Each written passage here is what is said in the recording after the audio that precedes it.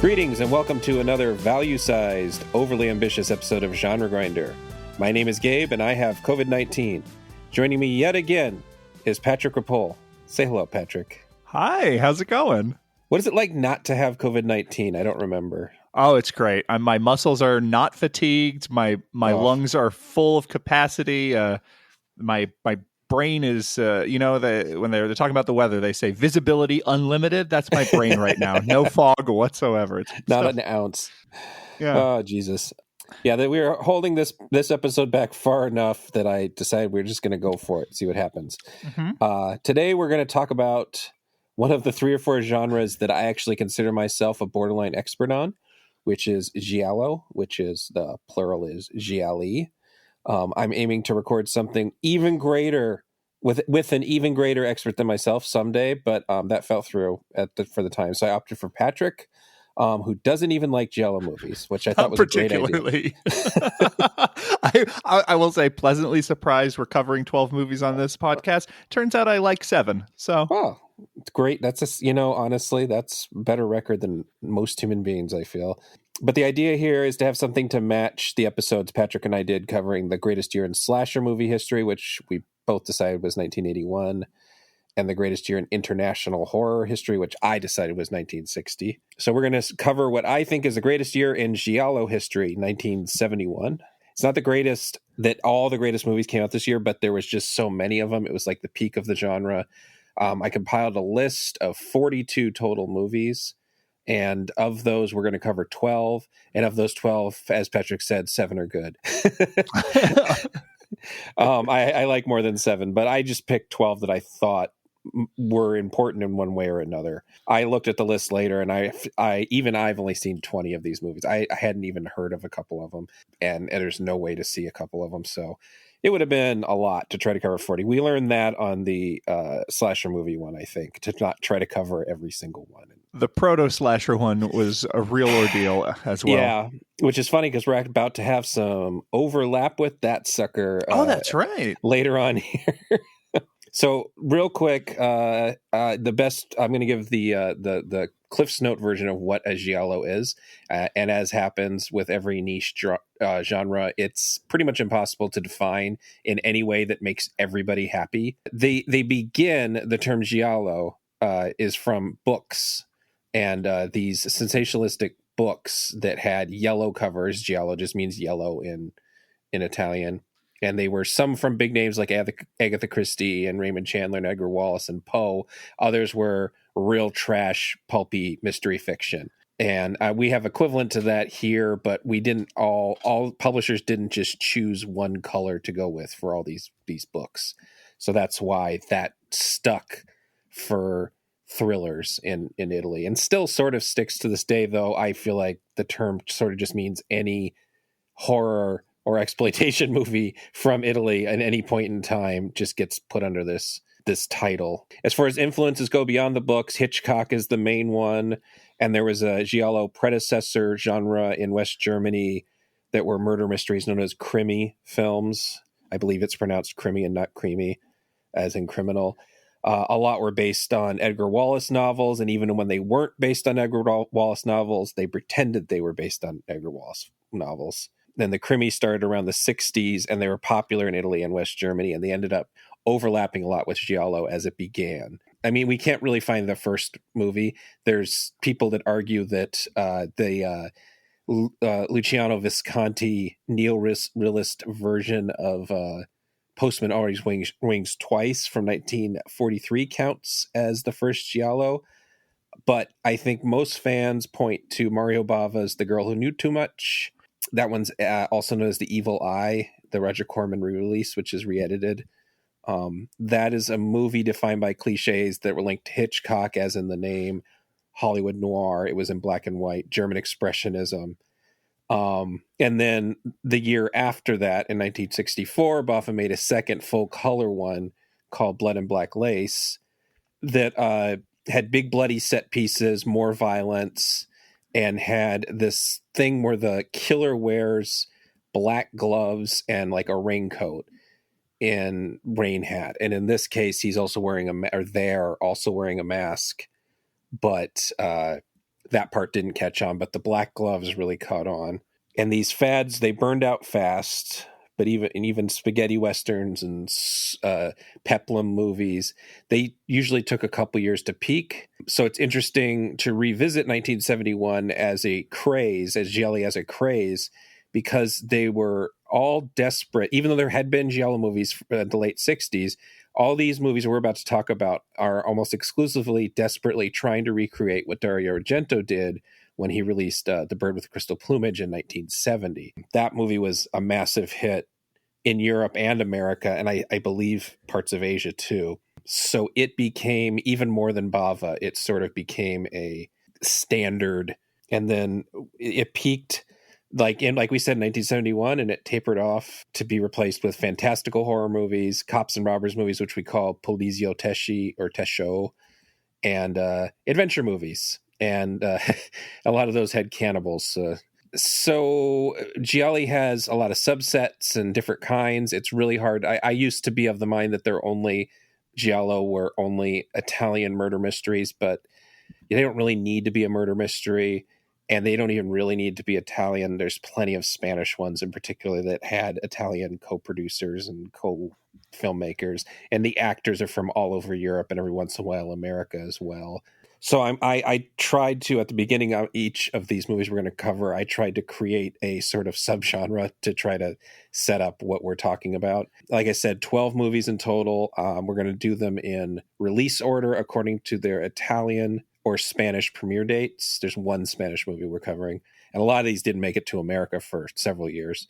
But that's not the problem here. We don't care about what Americans thought, because this was an Italian genre that blew up and then disappeared. And also, since I'm going to be having to pronounce a lot of Italian words and names, and we all know how bad I am at that, I'm actually going to use an Italian speech bot to throw in all the Italian names of the movies we're going to cover here. And I'm going to mostly ignore, unless I think there's major confusion, trying to pronounce the Italian names of movies that we're not specifically talking about. I'm just going to refer to it by their American names. Is there anything you need to add to the preamble there, Patrick?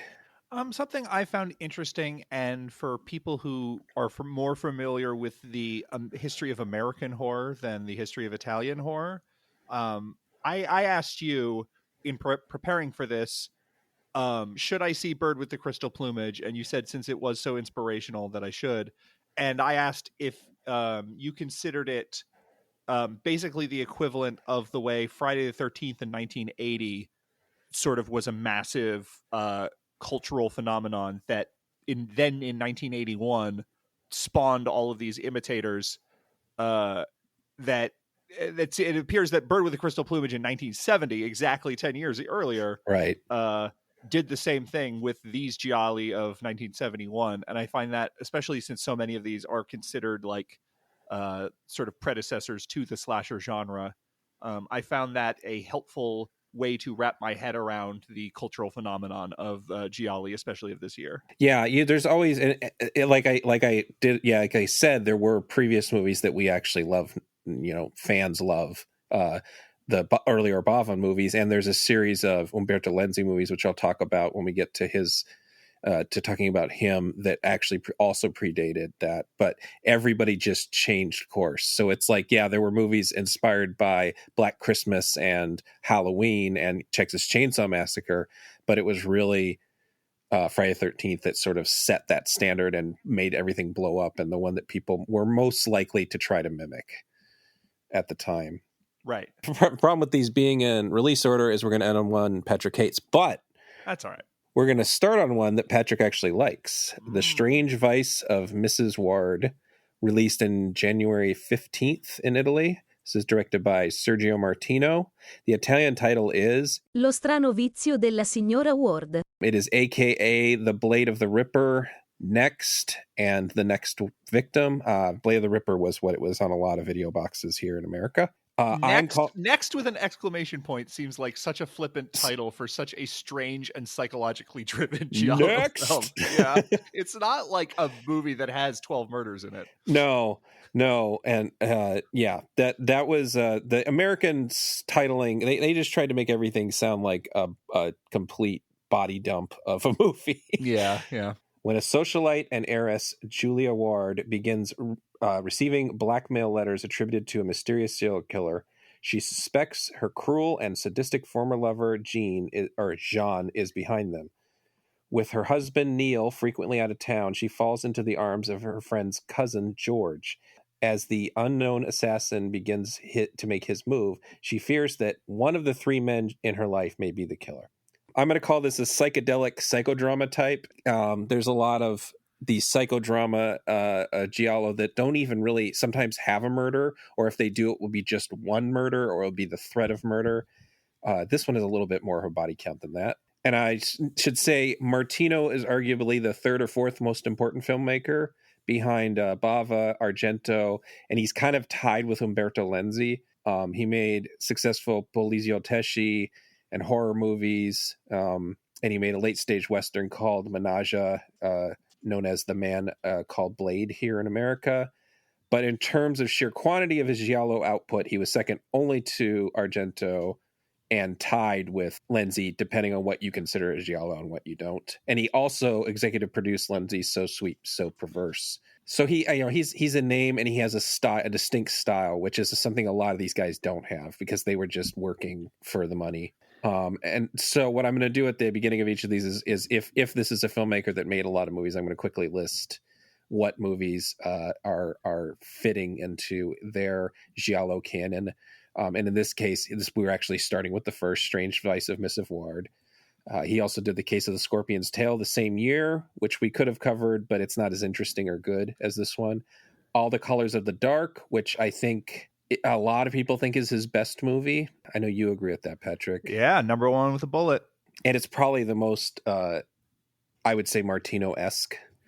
Your Vice is a Locked Room, and Only I Have a Key, which is a sleazy one that is pretty much beloved because of its long-ass title.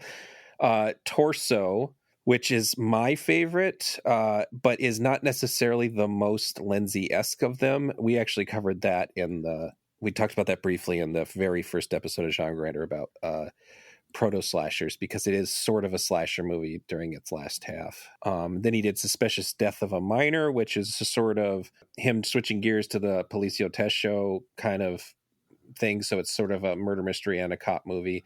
Then he did many years later in 1982 The Scorpion with Two Tails, which was meant to be a TV series that failed and turned into standalone movie.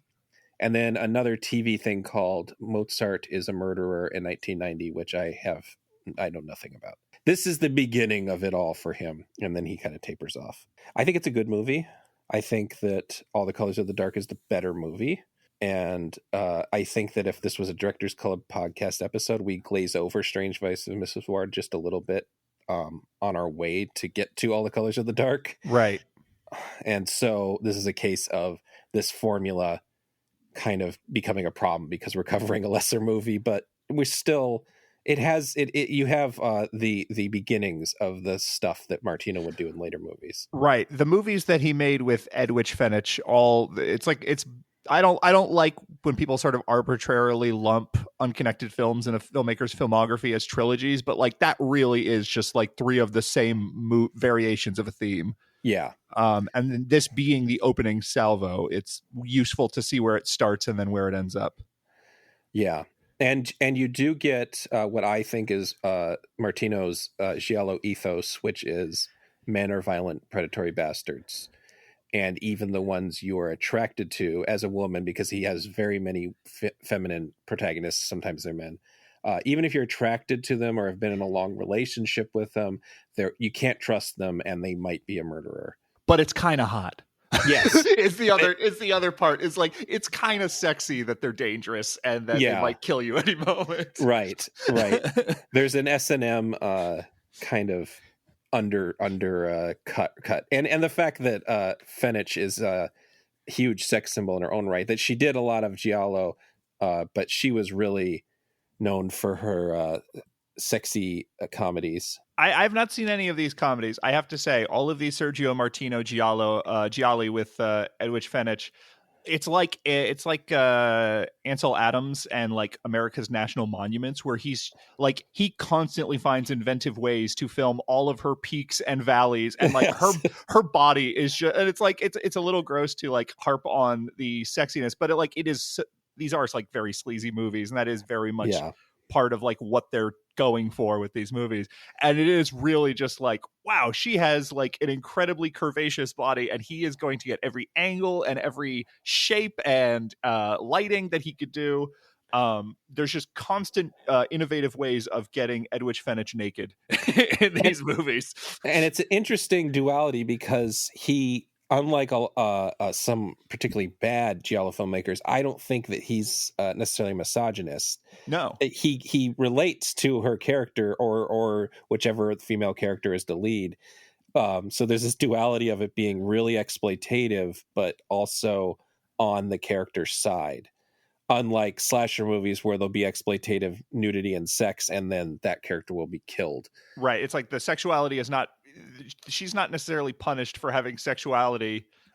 She's punished because she's attracted to a certain kind of man, Right? And there's an inevitable fallout that comes with that.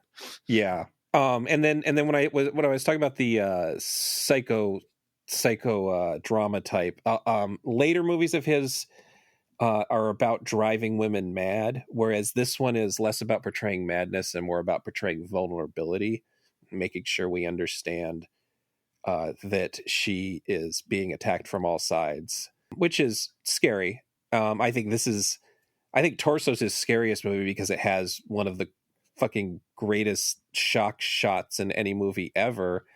But I think this one, because he's not quite getting into his psychedelic craziness, is also a pretty intense movie, especially when you watch all the other ones after it and you realize how few of them are actually frightening. Right.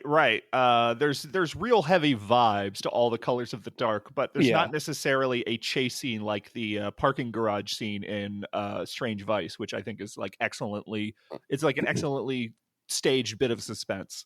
Yeah. And then I should say, I don't know anything about Freud, but this movie begins with a Freud quote. And it's funny, I just rewatched In the Folds of the Flesh from 1969, which also begins with a Freud quote. And I'm pretty sure those aren't the only two gialli that begin with a Freud quote. And I assume this is related to Psycho and the fact that Psycho ends with a doctor explaining all of the mental illness that led the killer to violence, which is something that happens at the end of Bird with the Crystal Plumage as well. But it's better fitting here because it is kind of a movie about sadomasochistic urges. And I think Freud is the right person to invoke in that, but I honestly don't know. Maybe that's a Jungian thing. I would have to have a... I saw that David Cronenberg movie. It's both of them. It's both of them. Okay. That's true. I saw that too. They both are into it.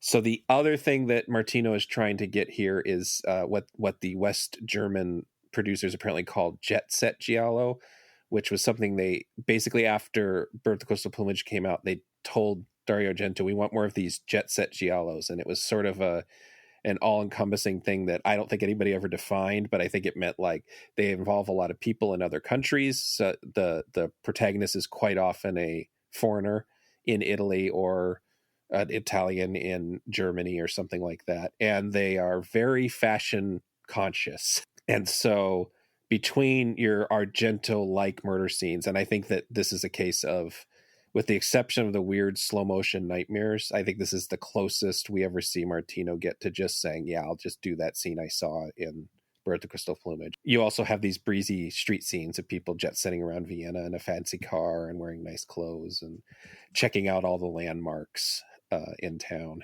And then the other thing that kind of feeds into the fashion part is that the protagonist has this retro futurist apartment they stay in that is like a perfect mix of ugly and cool.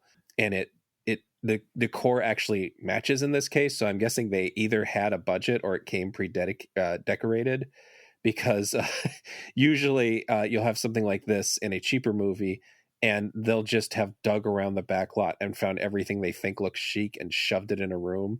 A big open soundstage that is clearly not someone's apartment or house, and there's just clutter everywhere. So this is a case of them kind of doing that nicely and thinking it through. Actually, none of these movies we're going to talk about are particularly bad about it, but you see a lot of it in the later 70s movies where it's just crap all over the house.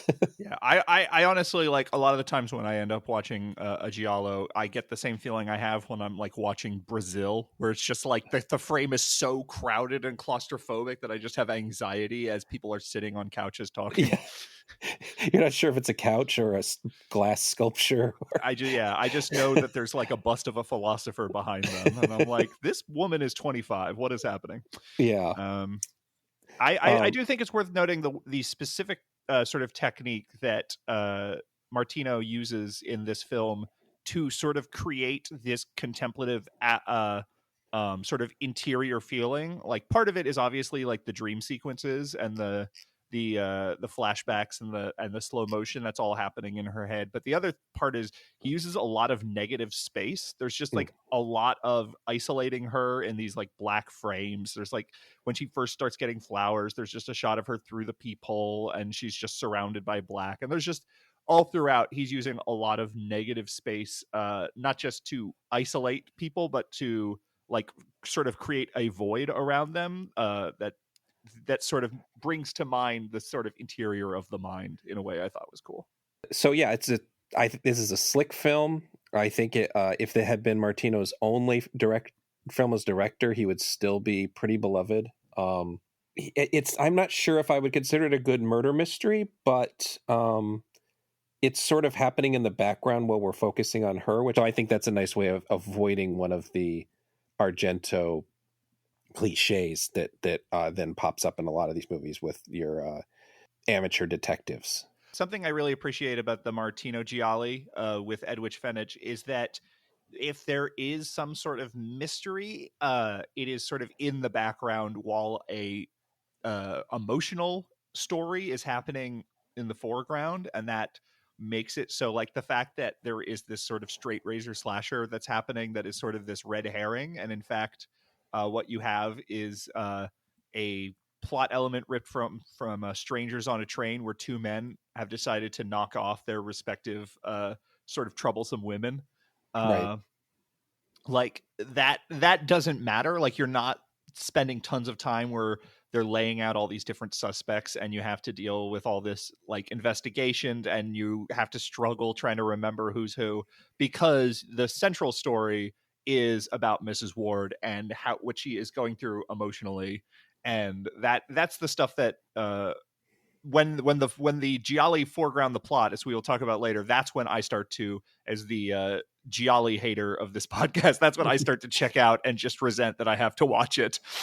And and there's a lot of good slashers like that too, where the slasher is good because the characters are interesting and the slashing is going on around them, and then they have to deal with it by the end of the film. It's kind of a nice way to do it. I plan on ending all these describing what actors or actresses are important in the giallo canon, and I don't know, maybe I'll move this to the front later, but in this case, it's Fenech again, who broke into... She's mostly known, as I said, for her Commedia Sexy all'Italiana, but she broke into Gialli in Mario Bava's film, The Five Dolls for an August Moon, which is one of the lesser seen of Bava's Gialli from the period. And then she stars in Andrea Bianchi's Strip Nude for Your Killer, which is a particularly sleazy one. Giuliano Carnemio's The Case of the Bloody Iris, and Ruggero Deodato's Phantom of Death, which came out in '88, way late in the sort of giallo canon, and is sort of a slasher movie and a murder mystery. Hard to describe that one. And then she has a really nice cameo in Eli Roth's Hostel 2, where she plays a art teacher, and the joke there is that the main characters are all women, and they are out in public drawing from a nude male model. So she is teaching young women to appreciate the nude male form, this actress who's majority of her career is based on memories of her being naked and curvy. For more on that, check out our commentary track on Hostel Part 2 on Tracks of the Damned, my podcast. Yes. And then fun fact is that she was married to Sergio Martino's brother, Luciano Martino, who was a producer on most of these movies. So I'm sure that Sergio liked working with her, but he also might not have had a choice. He had to work with his sister-in-law. And the male leads are also Martino regulars, George Hilton, who was a big Western star, and he smoothly transitioned into Gialli. He starred in one of the earliest ones, Romolo Guerrieri's The Sweet Body of Deborah from 1968. That's a particularly important one that gets overlooked a lot. And then Ivan Rasmussen, who is a very good bastard. He just plays awesome bastards. I cannot think of a single movie where he plays a good guy, except for Umberto Lenzi's The Man from Deep River, which was the movie that was a ripoff of A Man Called Horse, but led to the Italian cannibal fad. And then, the soundtrack was composed by Nora Orlandi, who is still alive as of the release of this podcast. And the main theme from this movie is used in Kill Bill Volume 2. So people might recognize it if they ever watch it. Yes, Christine? Oh, two little factoids that I'm sure on the IMDb page is that it's spelled Mrs. Ward, W-A-R-D-H, because apparently there was a real Mrs. Ward without the H who they just wanted to avoid legal trouble with her, so they add the H. And that there is a scene where the killer writes a note saying, your vice is a locked room and only I have the key, which was then used as the title of a couple movies later. Now we will move on to The Cat O' Nine Tails, which was released February 12th. This is Argento's second movie. The Italian title is Il gatto a nove code. In Thailand, it was called Operation Murder. And in Japan, it was called I Am an Eyewitness, which is ironic because the guy is blind. I'm going to consider this an amateur detective / Crystal Plumage type because Argento is really reusing his own formula here. The storyline is a reporter and a blind retired journalist try to solve a series of murders. The crimes are connected to experiments by a pharmaceutical company in secret research. The two end up becoming targets of the killer. I'm getting all these from Letterboxd, by the way. So I think that a lot of people listening to this are aware of Argento's filmography, and I'm going to actually skip this one for time's sake. But so this is number 2 of the 3 in the Animal trilogy, including another one that was released at the end of the year, which we're not going to talk about, Four Flies on Great Velvet. And then he tried to take a break, and it failed miserably. And so he made Deep Red after that, which is another really good one. For many years, this was considered the Argento sophomore slump, which is, to me, as a fan, is incredible in retrospect, not only because he really fell off in the 90s and made some genuinely bafflingly awful movies. I also kind of learned to like it. And I think, and I have this note here, but you're going to disagree with it now that I know what you think of it. I think it was one that could have been released in American theaters at the time without people really noticing this was an Italian movie. Because it has 2 American stars and just sort of feels like a generic thriller that takes place in Italy. I think I don't know enough about the American market of the era. Like I don't know what about Crystal Plumage connected with people. I too would have thought the Crystal Plumage would seem very exotic. Yeah, I think it's more exotic personally. That might actually be why I would disagree. And now that I think about it, is despite the fact that Karl Malden, and we all love his nose, Karl Malden is in this movie. I think that this movie doesn't have the exciting allure of Crystal Plumage. It doesn't have that over the top set piece like that glass box that kicks off the plot. Mm-hmm. It doesn't have the sort of allure of that like strange painting and figuring out what's going on with the painting. There's a lot of over the top ideas in Crystal Plumage that are very exciting, and Cat O' Nine Tails feels sort of frustratingly ordinary, but incompetent. Importantly, okay. I mean, and there's reasoning behind this, and I think one thing I don't have in my notes here, but that I think Crystal Plumage was written by someone who wasn't sure he was ever going to get to make another movie. So I think it's really full of ideas. And Cat o' Nine Tails is made by someone who realizes he has to make a second hit in less than a year, and so it's completely empty of major ideas. There's one idea at its center, which I'm going to talk about in a little bit, that is kind of funny because it's a bad idea. But Argento himself hates this movie. And according to an interview with Alan Jones and Profondo Argento, the man, the myths, the magic from Fab Press, he spent most of his time railing against his own instincts and fearing that he was giving in to producer and distributor demands, and ended up accidentally making an overly Americanized thriller. And the thing that a lot of people point to is the fact that there is a car chase and a happy ending. There are plenty of car chases in Italian movies. I don't know why that was something that was harped upon. And I'm not sure. I think the ending is happy. I think it's really pretty ambiguous. But if we're approaching it as a Dario Argento movie from this period in his career where he's the most exciting new filmmaker in Italy, it is a disappointingly normal movie that I just think is, and I'm going to say this a lot, and I hate that I'm going to say this a lot, but I think it's a nice vibe. It's a movie that I just sort of put on and look at. Sure. I mean, that's the Giallo story. The Giallo story is not, wow, how did they come up with such a well-plotted tale? The Giallo story is like, I just like hanging out and looking at these people's clothes. Yeah, and I think it's a handsome movie, and it's not a wild movie. Like, I think that there's something, Strange Vice of Mrs. Ward is a wild movie. It's like, oh shit, this is made by unhinged people. This is a movie made by a guy who's just like, I guess, let's just go for it. And so I make notes of the only moments that really feel intrinsically Argento-esque are the train station murder, which begins with the killer's point of view, which was a big Argento thing. He did best actually in Deep Red, I think. And he shoves a guy on the track, and the guy's face slams against the train's grill in extreme close-up, but it's faked slow motion. It's like standard motion that's been slowed down just a little bit instead of actually throwing an actor into the grill of a train. And then there's a sort of shocking, ironically macabre, kind of funny bit where then he gets rolled like a dervish within the train's wheels, and he spins and he gets blood on everybody. And it's completely ignored because paparazzi photographers are there to take pictures of a starlet who's coming out of the train.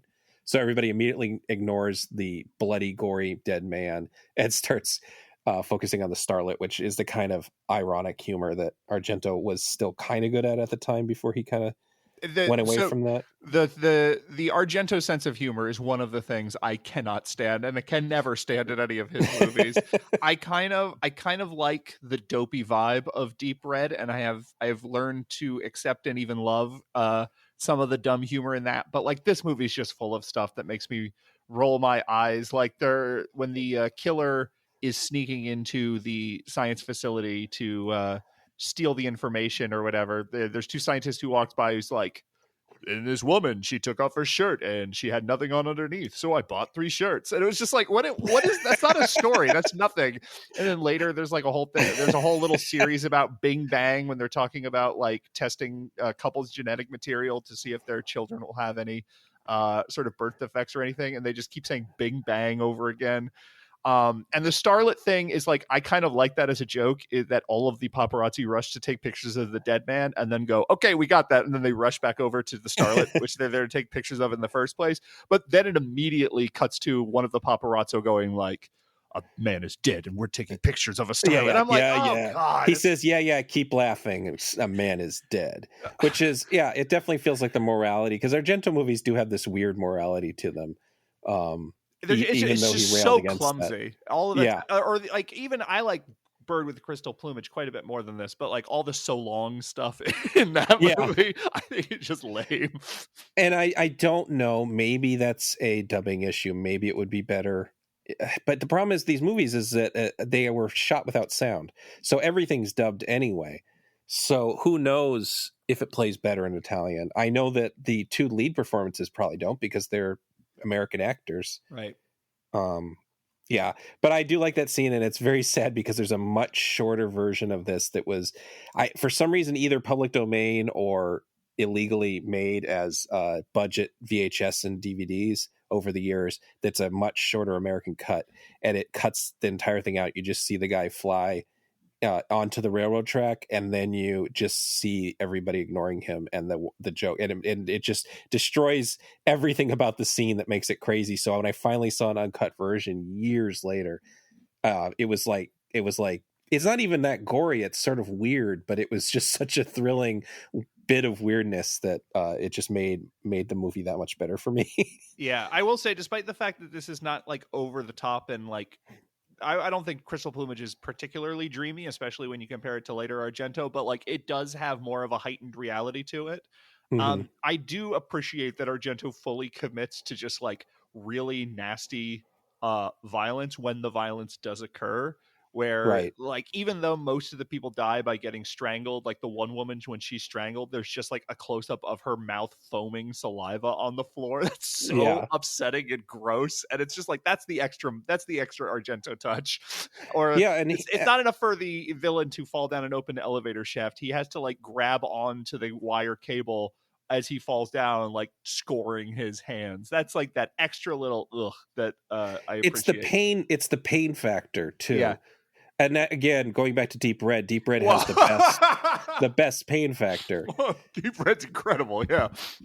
Bashing teeth into things, scalding people with hot water, like not just people getting stabbed, because most of us haven't been stabbed. We don't know what that feels like, but we don't know what it feels like to get dragged by a car and pinball down the road. Yeah, and survive and only get your head finally crushed. I do want to quickly talk about the cast again, because it wasn't abnormal for Argento to have a couple of decent sized foreign stars, but this is probably the biggest names he ever got, which was Karl Malden, who was still an A-lister, and B-lister on his way to the A-list, James Franciscus. Franciscus was in Planet of the Apes, Beneath the Planet of the Apes, the second Planet of the Apes movies. He was basically hired as a clone of Charlton Heston, who didn't really want to make the movie, so they needed a different protagonist to show up who basically looks like Charlton Heston, and then Heston himself shows up at the very end. But I think the two of them have some chemistry.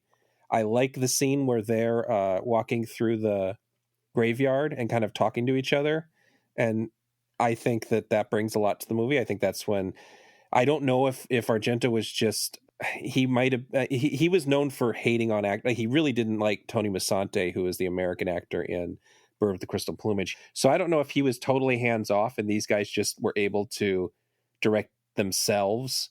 But I should say, people who don't know who Karl Malden is, like he was in Streetcar Named Desire. He won an Oscar for that, and he was nominated for On the Waterfront. And just before Cat o' Nine Tails, he redefined his career as Detective Mike Stone on Streets of San Francisco, which is a really popular TV show. That character became such a icon that he essentially played the same character in a series of American Express commercials, which is the "Don't Leave Home Without It" thing that, you know, if we're going to talk about slasher movies, eventually made itself into Friday the 13th 6, I think, is the one that has the American Express card joke. All culture eventually trickles back down into slashers. And specifically Nightmare on Elm Street and Friday the 13th movies. Yeah, well, there's plenty of them. Yeah, and then Franciscus stayed in Italy for a lot of movies. He was in the Enzo G. Castellari's Jaws ripoff, The Last Shark. And he had, interestingly, he had a made-for-TV show the same year Cat o' Nine Tails came out, called Longstreet, where he played a blind insurance investor who investigated murder and stuff. So he kind of played a version of the character that Malden is playing in this movie. That show wasn't very popular and got canceled. And apparently the Seeing Eye Dog was like a major character, not just a dog. So I don't really know much about it, but I do think that's really interesting. In the same year, he played basically the same character. And then Cinzia de Carolis, I'm going to say that again. Cinzia de Carolis. Cinzia de Carolis. Cynthia de Carlos. She's a child actor in this. She plays the niece. She appeared in Ricardo Freitas' Night of the Devils, which is the same story as the Wouterlac from Black Sabbath, but feature length. And she is wildly miscast as John Saxon's Lolita neighbor in Cannibal Apocalypse, which is sort of this really inappropriate part of this otherwise harmless movie. But she's currently a big-time vocal performer for Italian dubs of cartoons and anime in particular, which I thought is cool. And then the plot point that is the one thing that Argento seemed to bring to the table here is the idea that people with an extra Y syndrome... Chromosome. I meant the word chromosome here.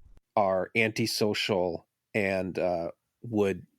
you would, if you could figure out who had the extra Y syndrome, Jesus Christ, chromosome, you could pre-crime all the criminals. Pre-what? Pre-crime. Like you could lock them up because of their... It was an actual theory. It was debunked by 69, which is a couple years before this movie came out. But he went with it. And according to Luigi Cosi, who co-wrote part of it, Argento, Dardano Sacchesi, and Luigi Culo borrowed the plot point from Roy and John Bolting's British thriller The Twisted Nerve. But they seem to have misunderstood it because The Twisted Nerve is actually about a killer with extra chromosome that means he's Down syndrome, which is really bad. But they turned it into something else and it doesn't work. And then his next movie, which again, I'm not really going to talk about, but that one has this debunked science about how the last thing you see before you die is imprinted on your eye. And they can find the killer by looking at your iris, which is another disproven idea. And it's funny to me because Bird with the Crystal Plumage, I think, has this underlying thing about they use all this science to try to figure out who the killer is. And it's not really harped upon, but every assumption they come to is wrong in that movie. So it's interesting to me that in the next two movies, he tried to make junk science a reliable part of the narrative. I think that's weird. But people who defend a movie say that the reason the killer isn't because he's XYY, but because he's afraid people will find out he's XYY. Maitland McDonough kind of talks about that in her book, Broken Mirrors, Broken Minds. And I'm not sure I buy it, but it is a pretty interesting way of looking at it to kind of defend the weirdness of it all. It's kind of a moot point because if they're supposed to be on the forefront of scientific research and this man is so paranoid about this thing that was debunked 2 years earlier, then it's dumb either way. Yeah. And it's just strange. And it's very weird. It's a very weird thing that dates the movie in a bad way too. Like Strange Vice of Mrs. Ward is super dated, but in a really good way. Whereas this one's just sort of like, yeah, we don't get science. And it's not really a science fiction movie, so you can't even kind of extend it that. Anyway, I don't have anything else to say on this one. I like it. I do like the poison milk scene. I think that's pretty suspenseful. I think you have to be able to accept that someone would have sex and then immediately drink pouches of milk. I do, because I've never been to Italy, so I assume that that's what you do in Italy is you have sex and then the milkman brings you your triangle of milk and you drink it immediately because you don't want it to go bad. I just have a note in my notes that is all caps. It says pouches of post-sex milk, and then under it, poisoned pouches of post-sex milk. Yeah, so that's Cat of Nine Tails. I like it. Patrick doesn't. Most people don't. Argento doesn't even like it. Maybe I might just like it just because, again, I saw the cut version for so many years, and I heard so many bad. It's kind of like Friday the 13th Part 5. Everybody fucking hates it, and so when I finally watched it, I'm like, hey, I kind of like this. Sure. I don't know. It might be the same thing where just expectations were so low that the fact that I liked anything about it pushed it over for me. Maybe I'm just a contrarian. I don't know. I still, it wouldn't make like a top 10 or anything like that. Well, maybe. I don't know. I'm not talking about that. So let's move on. Let's move on to one that everybody likes. Hell yeah. Every living person. Lucio Fulci's A Lizard in a Woman's Skin, released February 18th. So just the next week. Its Italian title is Una lucertola con la pelle di donna. It was a censored version, re-released here in America as Schizoid, and really crappy. They cut out all the cool stuff. But the French title is Les Solpe von et Enfer, which, how do you say that? Les Salope? Les Salope von... No. Anyway, it's we're just not going to even bother. It's Sluts Go to Hell, basically, is what the movie was called in France. Love it. Which, the American, I have the American poster, and it's like a woman running away from bats. There's technically something that happens in the movie, but it makes it look very different. This is another psychedelic psychodrama, and I think it's much more psychedelic and much more psychodrama. It was the second of Fulci's 4 original gialli, all of which were actually quite different from each other. First was Perversion Story, which was AKA One on Top of the Other, which is, if you squint, kind of like his sexy version of Diabolique, the French film. There was this one. Then there was Don't Torture a Duckling, which was called Long Night of Exorcism for some reason in the US, and the Italian title translates to Don't Torture Donald Duck. But that is a politically charged anti-Catholic mystery melodrama with some really sleazy elements, but also some just really sad parts to it and something to say. And then he made The Psychic, known as Seven Notes in Black, or Murder to the Tune of Seven Black Notes, which was a contemporary Gothic romance that wasn't even particularly bloody. It was much closer to Edgar Allan Poe kind of story. And then he found mega fame. He made gory Gothic horror movies, which we talked about on Tracks of the Damned, City of the Living Dead. Check it out. Check it out. There's a 4K UHD of that coming out, so you can watch along. But he returned to giallo methods, to a series of movies I don't know if you can count as giallo. The New York Ripper, which was this really sleazy, gory slasher movie kind of thing. Murder Rock, which was a shockingly unviolent kind of ripoff of Flashdance and Fame, but with a murderer. And Cat in the Brain, which is a self-insert meta-horror movie about a director named Lucio Fulci, whose psychiatrist is trying to convince him that he's responsible for the murders that the psychiatrist himself is actually committing. That actually is an important point. How much Fulci does not trust psychiatrists is something he doesn't trust Catholics or psychiatrists or politicians, it seems.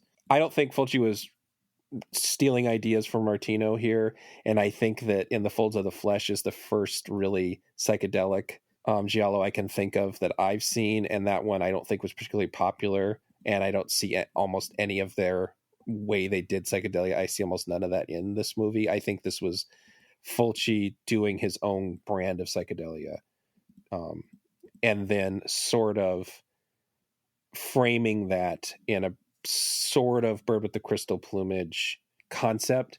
The idea that in Bird with the Crystal Plumage, something that a lot of movies liked ripping off, is the idea that the hero sees a murder and he knows he's witnessed it wrong. He knows that he saw something different, but he can't figure out what it is, so he keeps replaying the murder in his mind. So we have lots of slow motion rewinds of the murder whenever he's just sort of spacing out. And this whole movie is based around that idea. So the plot is Carol Hammond is a sexually frustrated wife of a successful London lawyer who is having bizarre, erotic dreams about her uninhibited neighbor, Julia, who presides over noisy sex and drug-filled parties in the house next door. One night, Carol dreams that she has killed Julia and wakes the next morning to find her nightmare has become a reality. Julia has been murdered and Carol is the main suspect. So a lot of this movie is about a woman who can't trust herself and isn't sure about her own memories. So the idea of the Bird with the Crystal Plumage memory is really expanded upon in a way that's super psychedelic, and then gives Fulci an excuse to show lots of nudity and attractive women kissing and fondling each other, and a clever way of bringing sex into the situation. I can't remember. We talked about this one on the Directors Club episode, right? Yes, we did an episode of Directors Club on Lucio Fulci, and this is one that we talked about at length. Obviously, the timing means that probably Fulci wasn't trying to do Strange Vice of Mrs. Ward. At the same time, it is similar enough that I'm not an expert in Italian genre cinema, but I would say, like, I wonder if they were both going off of something. I did, in preparation for Oasis of Fear, watch Umberto Lenzi's Paranoia, aka Orgasmo. Yeah. And certainly there is a lot of the vibe here of this like wealthy woman who has this sort of ancillary connection to the sort of swinging younger generation. In this case, it's her neighbors, and it's sort of awakening her sexuality, and it's about her struggling against her sexual repression in some way. And so you have a little bit of class as well. Like a lot of the people that when she's trying to figure out what's going on, it's her talking to all of these like hippies who are sort of living in warehouses, and they're these bohemian artist types in direct contrast with her own lifestyle. But obviously Lucio Fulci does not need anyone else to tell him how to do surrealism. Yeah. and I think this is a instructive movie. I am not as hot on this movie as some, and I do think it's because I love like the first 30 minutes or so, and I think Lucio Fulci's all the dream sequences are beautiful. That fur coat with the weird owl eyes on it, like that falling through the void in slow motion, and all those sexy scenes and everything, like all of that stuff is so unbelievably cool. The nightmare where she's like running through that crowded corridor and all the nude people.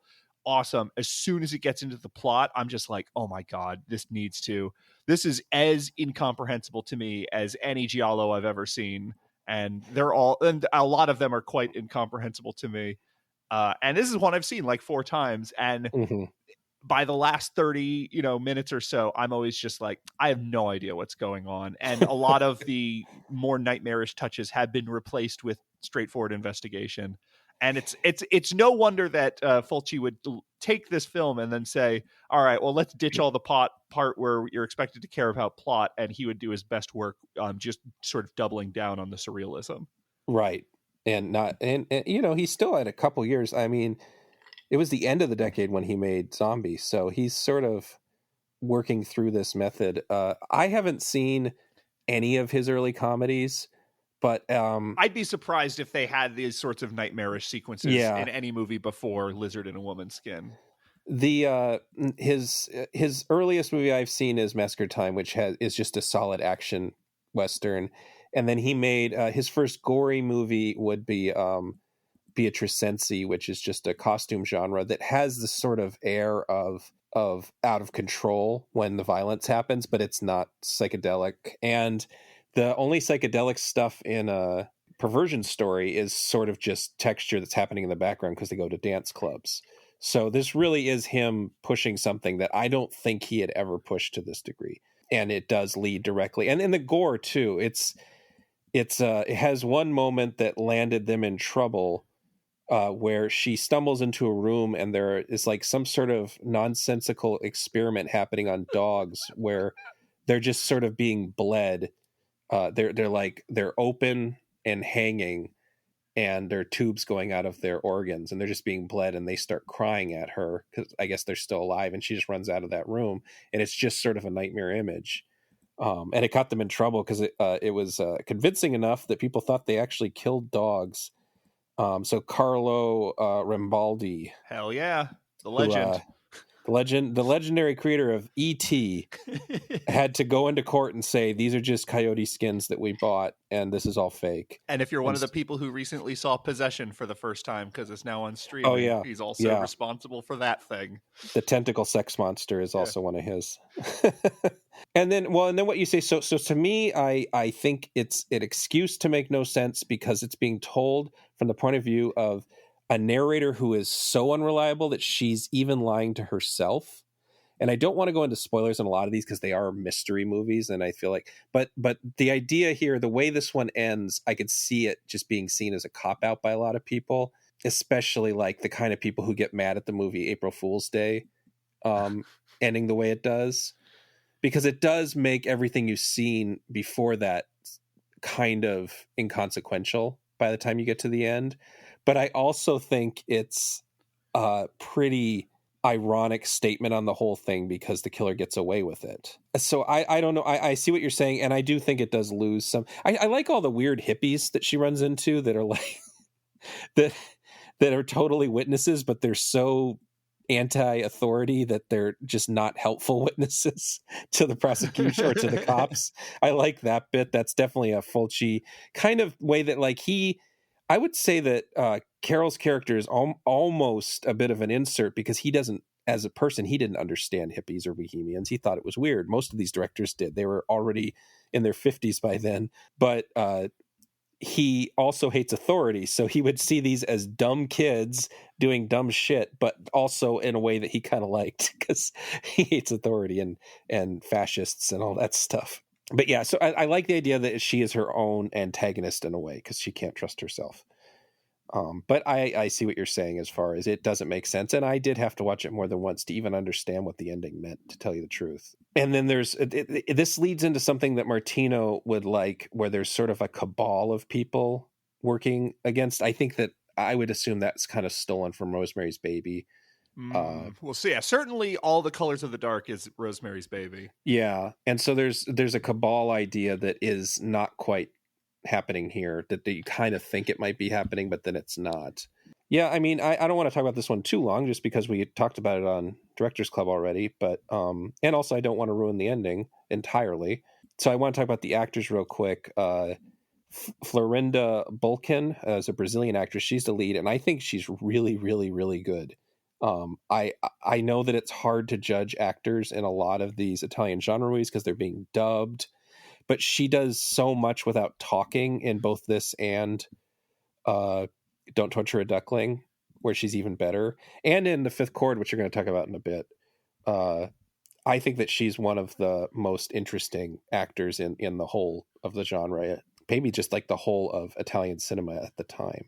And then the other lead is Jean Sorel, who's a French actor, who was also in Perversion Story. And he might be the actor all-star of this whole podcast. He's gonna come up a lot, but he was in Sweet Body of Deborah. He was in a movie I've never seen by Salvador Samperi called Kill the Fetid Calf and Roast It, which is a great title. He was in Lindsay's A Quiet Place to Kill.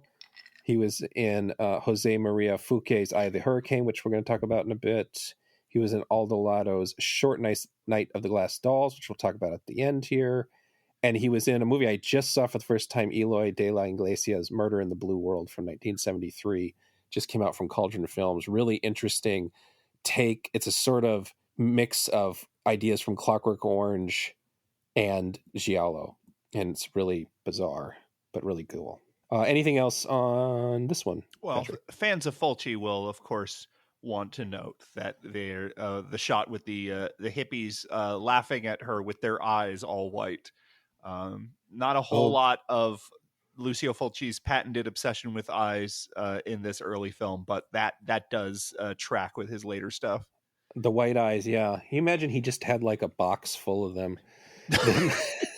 Just ready at every set and shoving them in people's eyes on his own accord. He's making all the women he dates wear full eye contacts before they make love. It's just a horrible scene. Yeah. Well, then we'll move on to one that I don't remember if you liked. Enzo G. Castellari's Cold Eyes of Fear, released in April 6th. Italian title is Gli occhi freddi della paura. And this one, I don't really know how to categorize. It's sort of half home invasion, half drawing room mystery. But it's also a political thriller. And it's also kind of a cop movie. I think this all comes down to the fact that Castellari was an action guy, and he was a really good action guy. He might be the best action guy in Italy at the time. He did High Crime with and Street Law, both with Franco Nero, which kind of popularized Poliziotteschi in the years just a little bit after the 73 and 74. And then he also popularized the Italian post-apocalyptic kind of Mad Max and Escape from New York ripoffs. He made some really popular ones of those. You can see a little bit of it in this. There is a sort of random scene where a bunch of bikers get in a rumble and are chased off by the police, which feels like the one very Castellari-esque sequence in the entire film. I'll read the synopsis for this one real quick.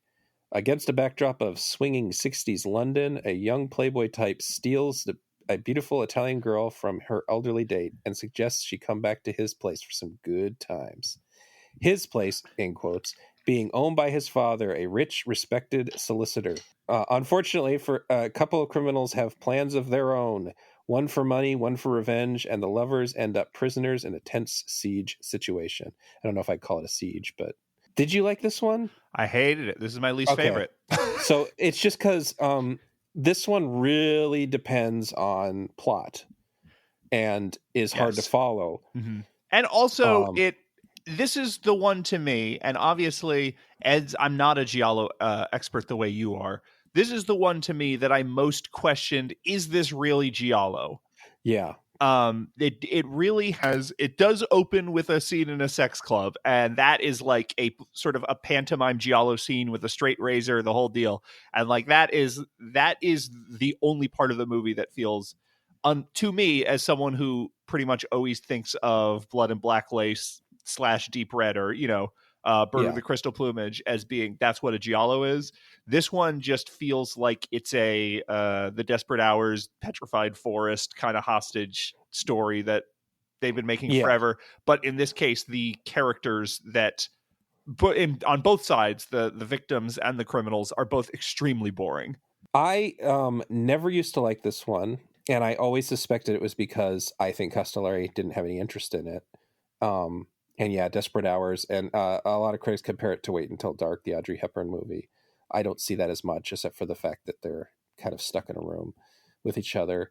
The scene you're talking about, the sex club, it is not just the only Giallo scene, but it feels like it's making fun of, the whole point of it being a pantomime is sort of making fun of this formula that's still kind of new, which is an interesting approach, and I wonder if was meant not necessarily as much as a gag to like make the audience think they're watching something different, but a sort of meta commentary on Castellari's part about how much he didn't want to make this movie and just wanted to make a thriller instead.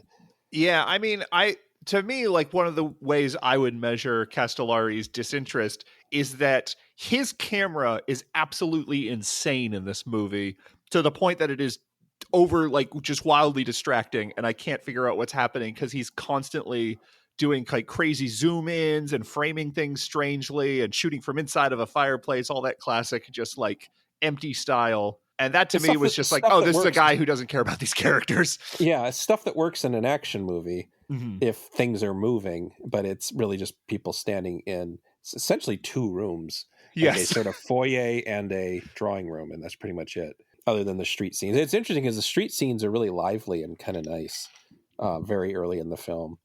I think they're lively because at least some of them are actual like stolen, unpermitted shots in on the streets of England. Yeah, it's like the English equivalent to New York's 42nd Street. So they're sort of doing the run and gun kind of vibe there. So that would explain a lot of that energy. And there's also in the background, Billy Wilder's Secret Life of Sherlock Holmes is playing in one of the theaters. And I know that would be a coincidental stolen shot, but I also feel like somebody, probably Castellari, is like, oh, this is sort of a Sherlock Holmes kind of thing minus Sherlock Holmes. Maybe we should get that in the background, because it does sometimes feel like a Poirot or Holmes movie without Poirot or Holmes, just the people left to figure it out themselves, and when they don't, the bad guys have to explain everything to them. There's a lot of the bad guys saying, you know who I am, and them saying, no, I honestly have no idea who you are. What about this? Does that remind you? Kind of. How about this? Kind of. And then eventually goes, I'm that guy from The Thing. Come on, man. I did like I said, I liked it more this time. There's something weird about the fact that this became kind of part of the Giallo canon, and I think it was because of availability. For whatever reason, it was really readily available at video stores when just before DVD, when I would go renting these things. I saw it at multiple stores. I think it was Redemption, the UK label, released a version of it. And so I think it's just its availability ended up getting it sort of in the door as far as, well, it's it's the mid 90s, and most of these movies you're reading about in these expensive import books and zines are not available unless you're willing to get them from someone from the back of, Gore Zone magazine, and that, who knows if they're even going to send you the triple duped VHS from the Japanese Laserdisc or whatever. I think when you have one that people could readily find, it just sort of became part of what people talk about when they talk about the canon. Makes sense to me. Castellari's job is easier. It doesn't take a lot from Argento, but Morricone basically just rips off his own Bird of the Crystal Plumage score. It sort of just sounds like outtakes from that and the Cat o' Nine Tails score. I think that he was probably brought on this project late, and it's like, I don't know, here's some shit I have that sounds vaguely like Argento. Because, and I mean, as much as Ennio Morricone sort of defined the sound of spaghetti westerns with Fistful of Dollars, he's defined the sound of this era's gialli with Bird with Crystal Plumage and the other movies he did with Argento. A lot of these artists, these composers, were trying to just do a version of that with lots of jazz and lots of drum solo stuff and lots of women vocalists saying la la la la or whispering or something, just sort of making noises. I haven't seen Desperate Hours myself, but I did see Petrified Forest, which is another Humphrey Bogart movie. I think that has some in common with that. But I don't know, would you call it just a sort of film noir then, if it's not a giallo? If the definition of giallo is like hyper stylized Italian thrillers of all colors, like this is a more or less a thriller plot. It's just, it happens to be a particularly unthrilling rendition of one, and it is hyper stylized. So like I can see it. I can see that. But it for me, it's just like it doesn't have momentum. It takes forever before you figure out what anyone is actually trying to achieve, and therefore there's not really much of a ticking clock. And then once there is, and I have to admit, like, part of it was this was difficult for me to pay attention to because I found it so boring that I could not keep any of the character relationships straight in my head, and that just, it's like one of those problems that just compounds as the movie goes on. I feel more and more lost and disinterested, and so like I think I missed some like important plot details. Like by the end of it, I couldn't even quite figure out what was going on with the bomb and where the bomb was and where the judge was and what was like. There is a very funny suspense sequence where the judge has this big fat fuzzy cat and they've tied a bomb tripwire to his door, and they're determined to blow him up by him opening his own door. I don't know why they don't just blow him up. I think that's why I was confused. Is I don't know why they don't just blow him up. There's no good reason. The whole thing is that the guy wants him to die. It's not an issue if he has to die publicly, like supervillains always say. But his cat really wants out of the room and almost sets off the thing. And there's a guy trying to unwind the cord, and the cat just keeps going and trying to push its way out. And I do find it very amusing that maybe the most suspenseful moment in the whole movie is just because a cat is being a cat. I was determined to rewatch the last 30 minutes of this before we recorded, and then it just didn't happen because I was just busy or whatever. But this is easily my least favorite of the ones that we watched for this episode. Possibly my least favorite giallo ever. I can't think of many I've disliked more. I don't know. As I was rewatching it, like I said, I enjoyed it more, but I did feel a little weird that we included it, and I was starting to think that one we decided not to watch just because I was running out of time was The Designated Victim, which would have been the next one in order, which is basically a version of Strangers on a Train. And so I kind of wish that we would have done that one instead, but it was too late. Oh, well. There are 4 notable actors in this movie: Fernando Rey, Gianno Garco, and I said 4, really just 3. Fernando Rey, Gianno Garco, and Frank Wolf. Rey was a Spanish actor who was a big star in Italy and France. He is the main villain in William Friedkin's The French Connection and its sequel.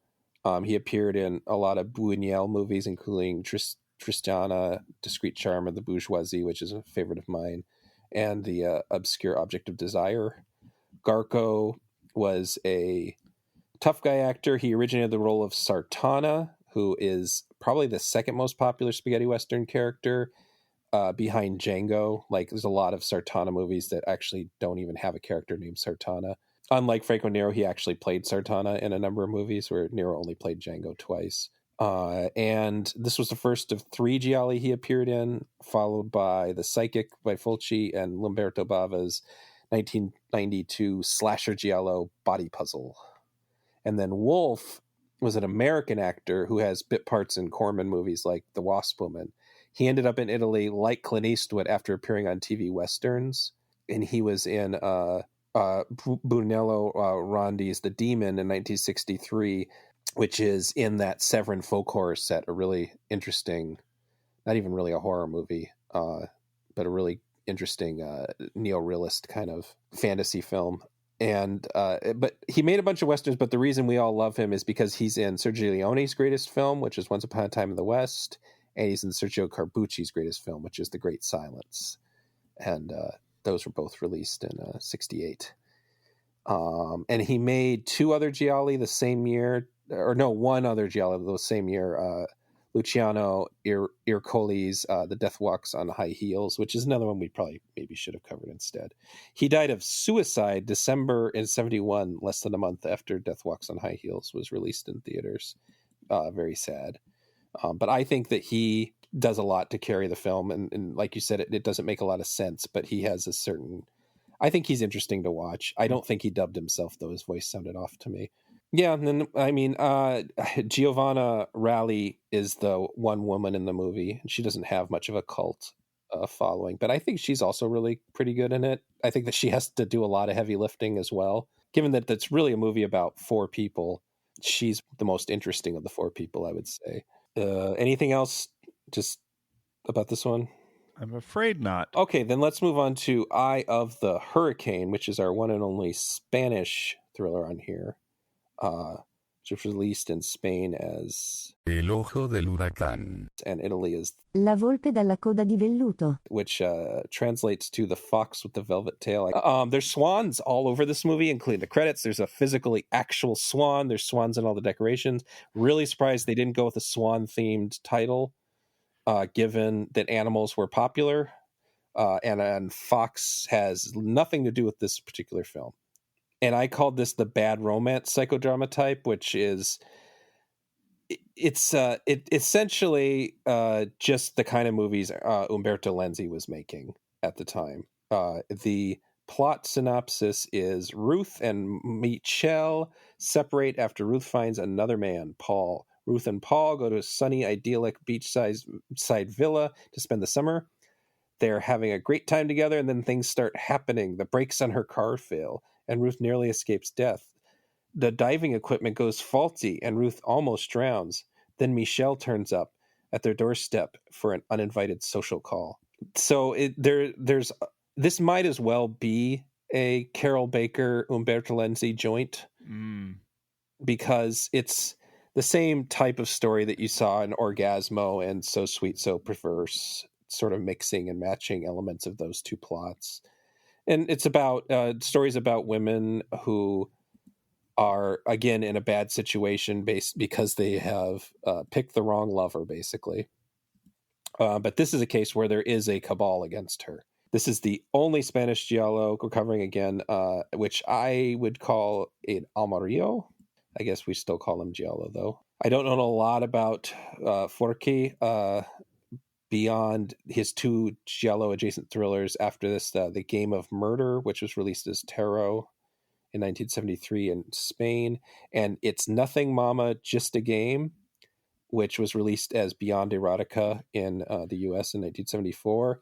That was basically, it was released by Mondo Macabro pretty recently. It's kind of Most Dangerous Game meets Psycho. Like, it's an interesting movie. It's basically David Hemming playing a slime ball and really eating it up, and it's pretty good. I don't think it's a giallo. The actress they got even looks a lot like Carol Baker, Anila Gatti, and then I assume Baker made her own Spanish Lenzi knockoff, The Fourth Victim, which came out like a couple months before this one, directed by Eugenio Martin.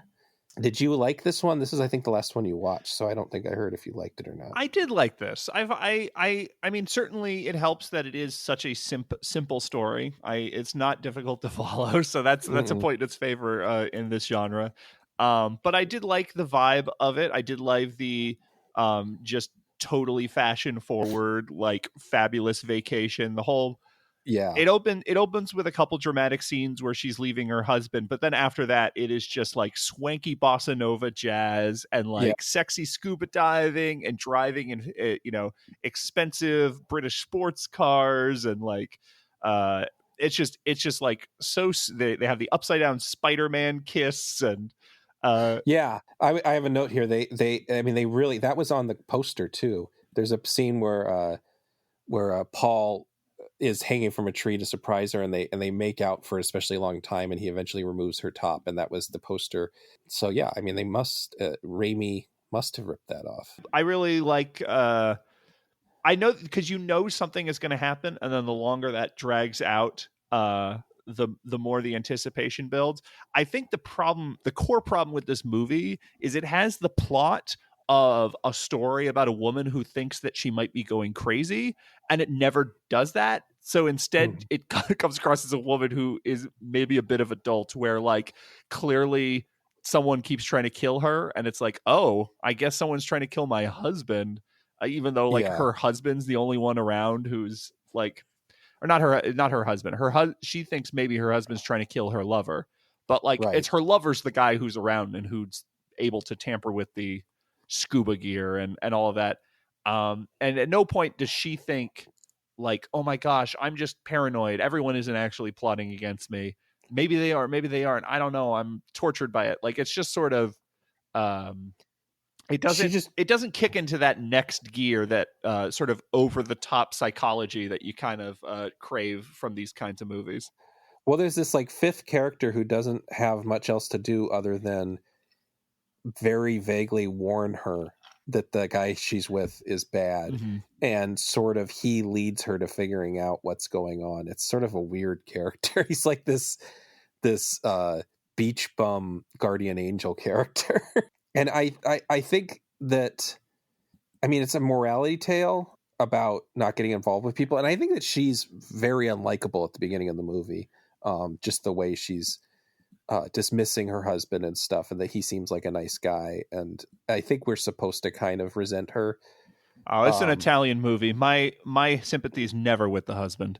No, it's a Spanish movie. It's a Spanish movie. That was my mistake. I thought I was watching an Italian movie, so I instantly was like, "Oh, this guy's he probably deserves it." I didn't realize it was a kind Spanish man who was getting treated like that. But I don't know what you call these kinds of movies where someone gets involved with the wrong person, and like realizes that the person they're with is a bad person. Like, I don't know where that comes from. Is it? I was thinking Suspicion. The Hitchcock movie has some of that, but that's not really it. And Spellbound, but that's not really it. Night of the Hunter, maybe, but even in that one, the kids know exactly what's going on. I think that there is I think I haven't seen Sleeping with the Enemy in forever, but Sleeping with the Enemy is maybe one of those. Maybe it's like the male equivalent to a Black Widow, I guess, movie. Right. And I wrote here that maybe we should call it The Red Flag Giallo. It should be its title, because there just keeps being red flags that she should really notice. Like the guy chasing the swan he's bought her around just to be a jerk. Like any sort of like torturing animals is a pretty big red flag. Or the fact that he and his weird army friend are just throwing a gun around. As soon as they find a gun, they just start shooting it. And then her husband is sort of pushing the guy to shoot at him, and for no reason. Just a lot of red flags that she's just not noticing. On the other hand, like, did you see that car? Did you see that house? They're going scuba diving. Like, that's pretty tempting. You can ignore a lot of red flags for a fabulous beachside villa. And it's sort of like the ultimate of these jet set giallo things I was talking about, because like there's a shopping montage. Like, I don't know if I've seen that in another one of these. There's something sort of like it in Torso, but that's really to set up how predatory all the men are in town. This is just a shopping montage. Though I will say, one of the women at the store where she's buying clothes is like this brief, totally ignored red herring for the rest of the movie, where the camera kind of zooms in on her also looking lasciviously. Yes. Which is like, maybe she just sees a beautiful woman and is like, yeah, I like what I see. But I think for me, a lot of my goodwill for this movie is that the twist that where she figures out what's happening does not come at the end. It comes like with 30 or so minutes before the end. And in my head, I built up a very exciting revenge story. And I was really anticipating just this like absolutely beautiful, pristine sort of holiday home just being totally splattered with blood or whatever. Because I'm just like, oh man, she's gonna get her lover's girlfriend, she's gonna get, her husband, they're all gonna get it. And I think the anticipation of the revenge scheme was a lot more satisfying than the actual payoff that comes, which is kind of a fizzle. Yeah, she has a better option much earlier on. But it is sort of cool that she has this sort of moment of despair where she's just going to give in.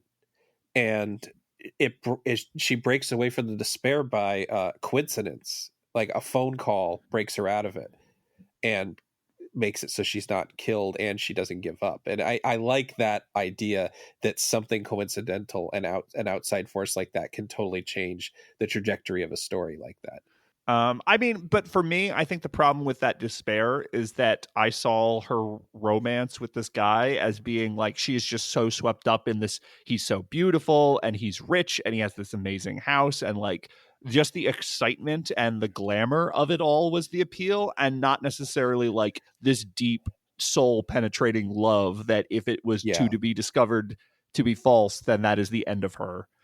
And so like for me, I just did not buy that. And I thought that was part of the scheme. I go, oh, she left a fake note because she has some other, like when he finds the note, he's going to do this, but then she's going to, and then the phone rang and I'm like, all right, I guess maybe she planned for someone to call at that. Oh no, I guess all right. And then it was just sort of the last 20 minutes were me going, okay, that's fine too. Okay. That's pretty complex, I guess. There's a theory I have is that I think that some of the fashion stuff, like for instance, there's a lot of ad placement in these movies. Like the joke is always about that there's J&B vodka in every scene. Mm-hmm. J&B whiskey in every scene. I don't drink. I don't know what the fuck they make. They make a scotch whiskey. Yes, baby. It would be surprising to learn that they had deals with the clothing labels, and I know that in the credits for the Bloodstained Butterfly, they have a furniture maker in the credits. So there's a lot of advertising involved. But I also think part of what made these kinds of movies popular was a mix of people wanting to watch the lifestyles of the rich and famous, and people wanting to watch frivolous rich people get murdered and tortured. Oh, yes. Oh, yeah. I mean, how many awards did White Lotus just win? This is a very universal instinct to like, I want to participate in your wealth, and then I want to punish you for having it. Yeah. And so I think there's some of that in this. I know that Italy at the time is going through some major economic issues. I don't know about Spain, but I'm going to guess it was because it was still a dictatorship. And yeah, so there's part of me, I mean, this one pushes it so far. I mean, the swan thing is just weird that he buys a swan and just puts it in the bathtub. I wrote my notes, Chekhov's swan. Whatever happens at the end, it's going to be like he needs the key, and then he looks up and sees it's in the swan's mouth and it flies away, and that spells his doom. Like, I knew that somehow that swan was going to come back because it's just all over this movie, wandering around being a stupid swan. Yeah, being a dumb creature that isn't do well by itself. And then in the end, it's sort of like, no, actually what the swan represents is I'm kind of done with men, and now I'm just going to frolic on the beach with my pet swan. With my swan. She takes the swan for a walk. It's actually really cute. It is a cute ending. I did like that. I'm going to go for a walk with my swan. And the swan's like, yeah, cool. Let's do it, man. Yeah. And they have the nastiest spoonful of caviar in this movie, and I really think it's on purpose to show, look how much caviar they're eating in just one spoonful. Isn't that gross? Look at these fucking assholes rubbing it in our faces. Speaking of Spain being a dictatorship at the time, this is not a particularly violent movie. There's the murders are poison. And it's a sexy movie that goes out of its way to cover nudity. It's like Austin Powers style someone walks in a room and there's a vase that's covering up their nipple or something. Like there is some nudity, but it feels like it escapes. It's not an unsexy movie, but I assume this was because they had major censorship still in General Franco's Spain of 1970-71. And I believe the version we watched is the export version, so that's the most nude version available. A lot of these Spanish movies would shoot a clothed version and an unclothed version of sex scenes, and then export the unclothed version. So then the censored versions actually end up being the more rare ones, because as soon as Franco died in 1975, they're like, well, we don't need this shit anymore. Let's have boobs and everything. I do think that might have been another thing of why I found this movie endearing, was because it isn't sleazy, and that was like kind of surprising. And that maybe helped me identify with the main character a little more, that she didn't feel like this sort of object. She's an artist. She has her own sort of thing going on with her pottery. She has her own Etsy store. yeah, pretty much. One weird note I have here is that there is the sequence where her lover and his friend find the pistol and they start shooting tennis balls with it. And the husband tempts the lover by holding out a magazine saying, hey, go ahead. If you can shoot so well, shoot a hole in this magazine. And there's this very long drawn out sequence where the lover has to decide whether he's going to shoot the magazine or shoot the husband and sort of claim it was an accident. And the magazine has like a model's face on the front. And then eventually, after this like long sequence where the camera's zipping back and forth, there's lots of editing and it gets faster and faster, he shoots a neat, clean hole in the forehead of this model in the cover of the magazine. And then the camera looks through the hole at her face. And my first thought when that happened was, that whole sequence right there, that was just like Django. That was just like the spaghetti Western Django with the little fingers covering the guy. Like, I was just like, that feels like some spaghetti Western Django shit. And then I looked it up, and this movie has two cinematographers, and one of them, Giovanni Bergamini, was a camera operator on Django, which is probably, whether or not he operated the camera on those specific sequences in Django, that was probably good experience to be on set later on when he became cinematographer for this. He was at least apprenticing. Yeah. I like this one. Has a really soulful opening title song, which is called Once and Again, written by composer Piero Puccioni. And it's sung by Swan Robinson, who I'm pretty sure is not a real person, and they just called her Swan Robinson because there's swans in this movie, and it's sort of like a budget animated Bond movie credit. With swans. This is like this is right after Live and Let Die, and I think it steals an exact shot from the opening of Live and Let Die, where like it zooms into an eyeball from an animation or whatever. But yeah, and that's part of the fun of the Spanish gialli, is that they're not quite the same. They're pulling from other people too. So they're trying to look Italian, but then they're also like saw some other movie that that Spanish audiences liked. So there's always little surprises, like weird opening title songs and sequences. Do you have anything else on this one? I should say that Jean Sorel, the French actor, is a lead in this one too. This is the second movie of his we're talking about today. I have nothing else to add. All right. Well, then let's bring this particular recording to an end, this part 1 of 2. So, as usual, you can reach me at Gabe M, as in Matthew Powers, on Twitter, still a Genre Grinder Twitter. I mean, Twitter still exists technically, so we're on there. We have Facebook, and we now have Genre Grinder Instagram, which I'm trying to keep updated. But as always, go to the Genre Grinder website, where I am pretty consistently, at least once a week, trying to put up new reviews of upcoming Blu-rays and 4K discs. Where can they find you, Patrick? I always link to everything I do at Uptown Song Club on Twitter. On Instagram, I am also Uptown Song Club. I have a Mastodon Uptown Song Club at linernotes.club, which I don't know Mastodon's kind of tricky to follow people if you don't get it, and I don't quite get it. But I am on there. I got 3 podcasts. I have Uptown Song Club, which is a music podcast about songs that's fully edited, so you hear the music as we talk about the music. I have a horror film commentary track podcast called Tracks of the Damned that Gabe has been kind enough to appear on multiple times. We've mentioned some choice cuts, including the City of the Living Dead and Hostel Part 2, both with Gabe on it. We also did Martin, and Martin's coming to 4K UHD pretty soon. Oh, gosh. Fingers crossed. And then I have a new podcast called 96 Greers, where me and Reg Lynn cover the filmography of beloved character actress Judy Greer. Everybody's favorite. And that's the thing. It's America's best friend is how she America's best friend pitches herself, and I think that's and apt. Mom. Yeah, absolutely. Well, cool. So we'll be back. Hopefully I'll be better by the time we record the second part. And it won't have COVID anymore. And I'll announce that at the beginning, and everybody will clap. Until next time, just wait. Just hold your horses, because there's going to be another one of these. That's my one this time. Until next time, see ya. Bye-bye. Bye. Now I'm lost without you.